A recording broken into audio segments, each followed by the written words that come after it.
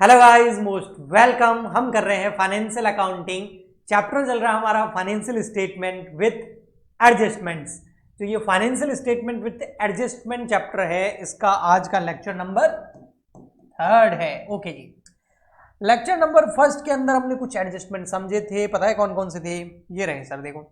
एक था closing stock, हमने समझ लिया था। Outstanding expense, prepaid expense, accrued income, unearned income, ये हमने लेक्चर नंबर 1 के अंदर कर लिए थे एडजस्टमेंट। फिर आया हमारा लेक्चर नंबर 2, उसके अंदर हमने एडजस्ट में ये डेप्रिसिएशन छोड़ दिया था। लेक्चर नंबर 2 के अंदर हमने bad debts, provision for doubtful debts and provision on discount on debtor, ये हमने लेक्चर नंबर 2 में कर दिया था। आज का लेक्चर नंबर 3 और आज के लेक्चर नंबर 3 के अंदर मैं कराने वाला हूं आपको एक तो डेप्रिसिएशन, एक हम करेंगे इंटरेस्ट ऑन कैपिटल और एक करेंगे इंटरेस्ट ऑन ड्रॉइंग। ओके, यानी कि एडजस्टमेंट नंबर 6, 10 और 11। तो सर 3 एडजस्टमेंट हम आज के लेक्चर नंबर 3 में करेंगे। तो सर इतने ही है क्या? नहीं, कुछ एडजस्टमेंट और भी है, वो आपको मैं लेक्चर नंबर 4 में कराऊंगा। वो यहाँ मैंने लिखे नहीं है, आगे है। ओके, 2-3 एडजस्टमेंट और है। आ जाते हैं सबसे पहले डेप्रिसिएशन एडजस्टमेंट नंबर 6 पर। सॉरी, डेप्रीशिएशन अपने आप में एक बहुत बड़ा चैप्टर होता है क्लास 11th के अंदर, डेप्रीशिएशन। सबसे पहले भैया डेप्रीशिएशन किस पे लगता है? तो डेप्रीशिएशन लगता है फिक्स एसेट्स पर। अब फिक्स एसेट्स कौन कौन सी होती है? तो फिक्स एसेट्स के अंदर आता है आपका बिल्डिंग, लैंड पे नहीं लगता। ओके, बिल्डिंग आ गया, प्लांट एंड मशीनरी आ गया, ओके, एंड फर्नीचर आ गया आपका। ठीक है, तो इन ये जो एसेट्स होती हैं इन पे फिक्स एसेट्स जो होती है, और फिक्स में भी कौन सी ये होती है? Tangible assets. एक इंटेंजिबल एसेट्स भी होती है, उस पे नहीं लगता डेप्रिसिएशन, उस पे अमोर्टाइजेशन लगता है। ओके, तो टेंजिबल एसेट्स जो होती है इसमें एक्सेप्ट लैंड है ना, एक्सेप्ट लैंड, ओनली लैंड है तो उस पर डेप्रिसिएशन नहीं लगेगा। लैंड पे डेप्रिसिएशन नहीं लगता, बिल्डिंग एंड लैंड दोनों साथ में तो लगेगा। बिल्डिंग पे लगेगा, प्लांट एंड मशीनरी पे लगेगा, फर्नीचर पे लगेगा। ये जो टेंजिबल एसेट्स होती है इन पे लगता है। इंटेंजिबल एसेट्स में आपकी goodwill, copyright, patent, trademark, franchisee, formula, उन पे नहीं लगता। उनको राइट ऑफ करते हैं, उसको अमोर्टाइजेशन बोलते हैं। वो आगे किसी चैप्टर में आएगा, मैं बता दूंगा। ओके, तो जो फिक्स एसेट्स होती है, टेंजिबल होती है, लैंड को छोड़ करके बिल्डिंग, प्लांट, मशीनरी, फर्नीचर, इन पे सब पे क्या लगता है?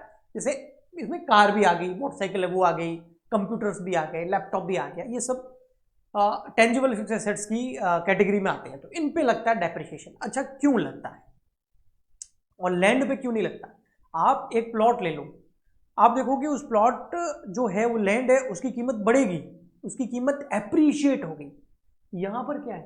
डेप्रिशिएट, यानी कि डेप्रिशिएट, डेप्रिशिएशन यानी कि डेप्रिशिएट का मामला है। अगर आप कोई कंप्यूटर ले लिया, लैपटॉप ले लिया, कार ले लिया, बाइक ले ली, फर्नीचर है करवा दिया, बिल्डिंग बना ली, प्लांट, मशीनरी, अगर आप ये चीजें परचेज करते हो ना तो क्या होगा पता है? धीरे धीरे इनकी वैल्यू कम हो जाएगी। उसके बहुत सारे रीजंस हैं।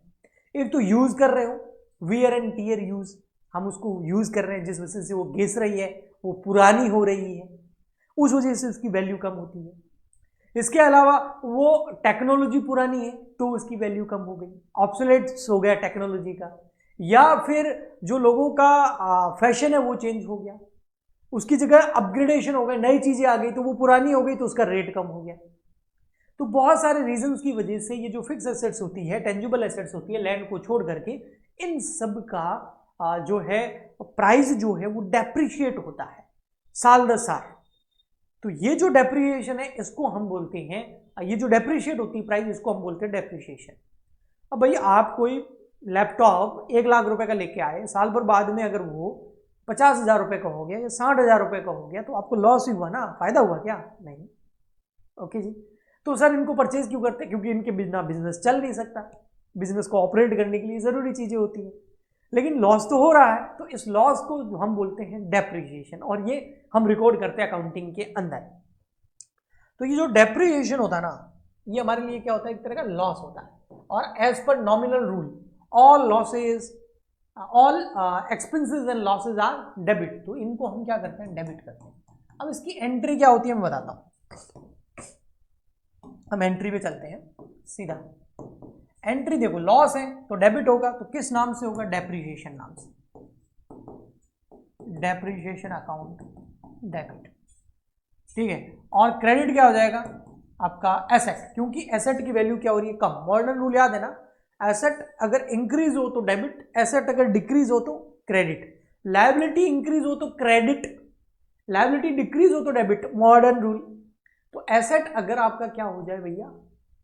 इंक्रीज हो जाए तो हम डेबिट करेंगे, और एसेट डिक्रीज हो जाए तो, कम हो जाए तो क्रेडिट। अब यहां तो डेप्रिशिएट हो रही है ना वैल्यू, तो एसेट की वैल्यू क्या हो रही है? डिक्रीज, तो हम क्या करेंगे? क्रेडिट। फिक्स एसेट, जो भी एसेट हो गया, आया समझ में? ओके जी।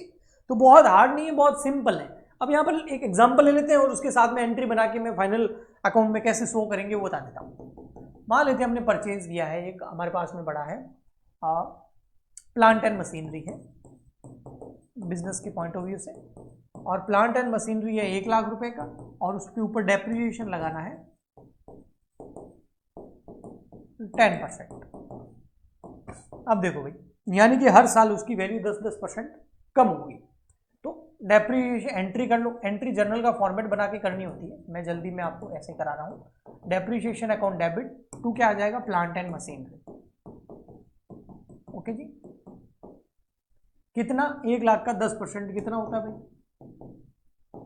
और ये 12 महीने यूज हुई है, इसलिए 12/12 मतलब कुछ नहीं करना है। अगर ये 2 महीने यूज होती ना तो 2 मल्टीप्लाई 2/12 कर लेते हैं ना, तो टाइम पीरियड के हिसाब से डेप्रिसिएशन लगता है, जितने टाइम उस मशीन को यूज किया उस हिसाब से। तो यहाँ पर पूरा मैं मान लेता हूँ 12 महीने यूज हुई है, तो 10,000 रुपए का डेप्रिसिएशन होगा। ओके, तो एसेट कम हो गई और लॉस हो गया। अब ये लॉस कहाँ दिखा देंगे? सिंपल है, इस लॉस को दिखा देंगे हम P&L अकाउंट के अंदर। यस। और एसेट कहाँ कम हो जाएगी? बैलेंस शीट में। तो दो जगह डबल इफेक्ट आता ही आपको पता है। तो ये हमारा P&L account debit, credit, loss है तो P&L अकाउंट के डेबिट में आ जाएगा। Depreciation on plant and machinery कितना? 10,000 रुपये। और एसेट साइड में आपको पता है बैलेंस शीट के एसेट साइड में प्लांट एंड मशीनरी लिखा होगा। कितना लिखा हुआ भैया? बाहर लिखते हैं 1,00,000 लेकिन अंदर लिखेंगे क्यों? क्योंकि इसमें से हमें लेस करना है डेप्रिसिएशन कितना? 10,000 रुपये का। तो अब प्लांट एंड मशीनरी कितने का हो गया? 90,000 रुपये। बस सिंपल, बहुत सिंपल। हाँ, कई बार इसका प्रोविजन बनाते हैं तो उस केस में डेप्रिसिएशन या लेस ना करके इधर दिखा देंगे प्रोविजन फॉर डेप्रिसिएशन 10,000। अब 1,00,000 इधर होगा, 10,000 इधर होगा, तो ऑटोमेटिक 90,000 ही बचाना एसेट।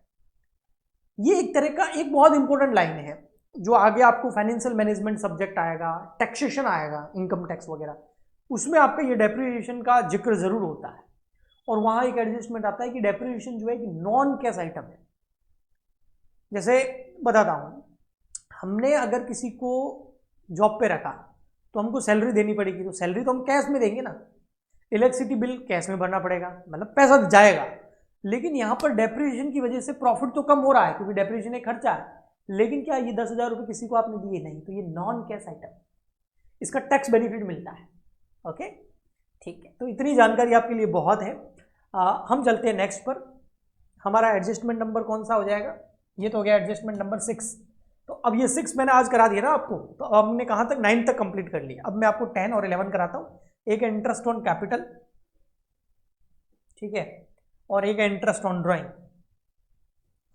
एडजस्टमेंट नंबर 10 है हमारा इंटरेस्ट ऑन कैपिटल। देखो, हम अकाउंट्स में कॉन्सेप्ट पढ़ते हैं, सेपरेट एंटिटी कॉन्सेप्ट, और ये कॉन्सेप्ट हमें ये बोलता है business and businessman both are separate for the purpose of accounting. लेखांकन के उद्देश्य से व्यापार और व्यापारी दोनों अलग है। इसीलिए बिजनेसमैन जो पैसा लगाता है बिजनेस में, उसको हम बैलेंस शीट की लायबिलिटी साइड में कैपिटल को दिखाते हैं कि ये बिजनेस की लायबिलिटी है, ये पैसा बिजनेसमैन का है। पर अब बोलोगे सर अलग कैसे होगा? अरे अकाउंटिंग के लिए अलग है, बाकी अलग नहीं है। अगर आपको अकाउंटिंग करनी है सही से तो दोनों को अलग मानना पड़ेगा, बाकी आप मानो एक, कौन मना करता है? ओके। तो अब बिजनेसमैन ने पैसा लगाया है, जैसे हम बैंक से लोन लेंगे तो बैंक को इंटरेस्ट देना पड़ेगा ना, तो इस बार बिजनेस को इंटरेस्ट देंगे, सॉरी बिजनेसमैन को इंटरेस्ट दे देंगे। तो अगर जब भी हम इंटरेस्ट पे करेंगे तो बिजनेस के लिए तो ये क्या है? एक तरह का एक्सपेंडिचर है, तो इसको क्या करेंगे? Debit, interest on capital account debit. और इससे कैपिटल बढ़ जाएगी, हम उसको कैश में नहीं देंगे, हम बोलेंगे भाई तेरी कैपिटल में जोड़ देते। ओके, फॉर एग्जाम्पल के लिए कैपिटल है यहां पर 2 लाख रुपए और उस पर हमको इंटरेस्ट देना है 6%, तो 2 लाख का 6% कितना हो गया? 12,000 रुपए। यस, अब क्या इफेक्ट आएगा इसका? देखो भाई, एक तो हम पीएनएल में दिखा देंगे, खर्चा है तो डेबिट में यहां लिख देंगे to interest on capital, capital increase हो रही है ना इसलिए क्रेडिट किया है मैंने, लायबिलिटी रूल। और एक दिखा देंगे कहां पर? यहां पर बैलेंस शीट के अंदर जो लायबिलिटी साइड है, यहां वो जो कैपिटल लिखी होगी ओपनिंग, ये देखिए कितनी है? 2 लाख। इसके अंदर ये ऐड कर देंगे भाई, कैपिटल बढ़ा देती है तुम्हारे, ठीक है ना, बाद में तुम कैपिटल विड्रॉ करोगे तो तुम्हारी मर्जी। तो यहां पर जो है इंटरेस्ट ऑन कैपिटल, इस इंटरेस्ट ऑन कैपिटल को शॉर्ट में बोलते हैं IOC, IOC interest on capital 12,000, ये 2,12,000। ठीक है, ये ट्रीटमेंट है इंटरेस्ट ऑन कैपिटल का। आगे बढ़ते हैं, अगला आता है हमारा इंटरेस्ट ऑन ड्राइंग। अब ड्राइंग तो पता ही है ना, ये एडजस्टमेंट नंबर कौन सा था? 10, तो अब 11। इंटरेस्ट ऑन ड्राइंग, सबसे पहले तो भैया ड्राइंग का मतलब पता होना चाहिए। अगर यहां पर भी वही कॉन्सेप्ट लग रहा है, business and businessman both are separate for the purpose of accounting, separate entity concept, पृथक अस्तित्व की अवधारणा, दोनों का एग्जिस्टेंस अलग है। तो बिजनेसमैन कुछ भी पर्सनल यूज के लिए बिजनेस से लेके जाता है, चाहे वो गुड्स हो, पैसा हो, तो उसको हम ड्राइंग बोलते हैं। तो यार इस बार बिजनेस बोल रहा है, तू मेरा सामान लेके गया है, मेरे यहां से कुछ पैसा लेके गया है, बिजनेस बोल रहा है। अब बिजनेस कैसे बोलेगा? मतलब उसकी अकाउंटिंग बोल रही है कि भाई अकाउंटेंट बोल रहा है, तुम यहां से लेके गए, उसके ऊपर तुमको इस बार इंटरेस्ट फर्म को देना पड़ेगा, बिजनेस को देना पड़ेगा। तुमने कैपिटल लगाई, हमने इंटरेस्ट दिया ना, तुम हमारे यहां से ड्राइंग करके ले गए, तो तुमको इस बार हमको इंटरेस्ट देना पड़ेगा।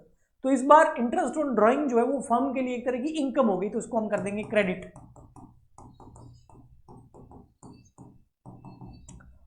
ओके, और इससे कैपिटल जो है ना वो कम हो जाएगी, तो उसको डेबिट करेंगे। अब बिजनेसमैन बोल रहा है भाई तुमने मुझे इंटरेस्ट ऑन कैपिटल दिया था, हमने बोला हाँ दिया था। कैश में दिया था? हमने बोला नहीं, तुम्हारी कैपिटल में जोड़ दिया था। ये किया था इंटरेस्ट ऑन कैपिटल, कैपिटल में जोड़ा था, पार्टनर को दिया, उसको बिजनेसमैन को दिया नहीं था, उसकी कैपिटल में जोड़ दिया था। तो बिजनेसमैन भी यही बोल रहा है भाई तुमको मुझसे इंटरेस्ट लेना है, मेरी कैपिटल में से कम कर दो। ठीक है, इसलिए मैंने बोला कैपिटल क्या हो जाएगी? कम। और लायबिलिटी जब कम होती है तो डेबिट करते हैं। मान लेते हैं भाई इसने ड्राइंग करी है